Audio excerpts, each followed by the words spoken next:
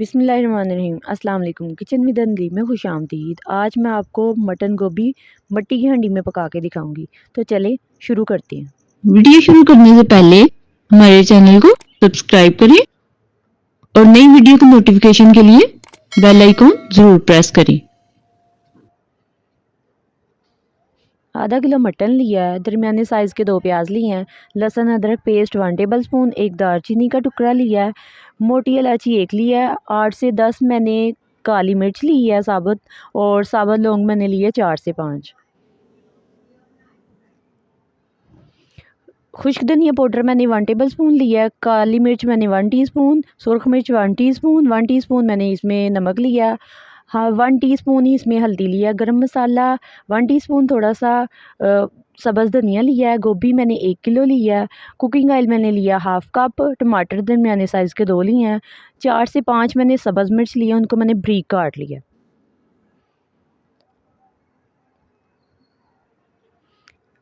سب سے پہلے ہم نے ہانڈی میں ڈالنا ہے cooking oil. Cooking oil add کریں گے۔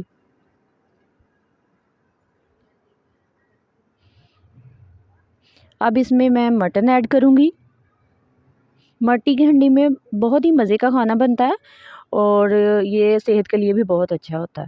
میں نے اس میں لہسن ادرک پیسٹ اور پیاز ڈال دیا ہے، اور جو ثابت گرم مسالہ تھا وہ بھی ڈال دیا اس میں۔ اب اس میں جو میں نے خشک دھنیا، کالی مرچ اور سرخ مرچ، ہلدی اور نمک ہے وہ بھی ایڈ کر لیا ہے۔ 1 گلاس پانی۔ اب اس کو میں کور کروں گی ہانڈی کو، اور پہلے میں اسے درمیانی آنچ پہ رکھوں گی۔ جب یہ پکنے لگ جائے گا تو میڈیم سے لو فلیم کر لوں گی، تاکہ گوشت جو ہے نا وہ اچھی طرح سے گل جائے۔ اور بیچ میں 2-3 دفعہ اس کا ڈھکن اٹھا کے ایسے ہلا کے دوبارہ اس کو کور کر لوں گی کہ گوشت اچھی طرح سے گل جائے۔ اب گوشت دیکھیں ماشاءاللہ اچھی طرح سے گل گیا، اس میں تھوڑا سا پانی رہ گیا ہے۔ اب اس میں ٹماٹر ایڈ کروں گی اور سبز مرچ، تاکہ ٹماٹر بھی اچھی طرح سے گل جائے۔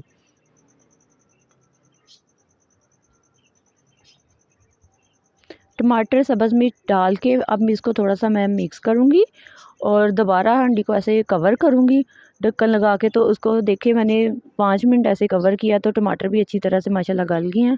اب اس میں گوبھی جو میں نے کاٹ کے تو اس کو اچھی طرح سے دھو کے رکھا ہوا تھا وہ اس میں ایڈ کر کے اب ان ساری چیزوں کو اچھے سے مکس کروں گی۔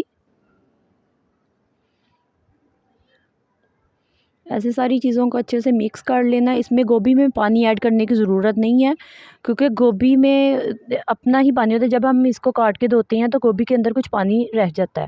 تو اب میں اس کو کور کروں گی اور ہلکی آنچ پہ اسے پکنے دوں گی جب تک گوبھی گل جائے۔ تو بیچ میں 1-2 دفعہ میں نے ڈھکن اٹھا کے اس کو ہلا لیا تھا۔ اب گوبھی ماشاءاللہ گل گئی اچھی طرح سے اور پک گئی ہے، اور اس میں گرم مسالہ اور سبز دھنیا وہ ایڈ کروں گی۔ آپ کو میری ریسپی اچھی لگی تو ویڈیو کو لائک کریں، دوستوں میں شیئر کریں اور میرے چینل کو سبسکرائب کریں۔ اب ساری چیزوں کو میں اچھے سے مکس کر لیا ہے اور بس اس کو ڈش آؤٹ کروں گی۔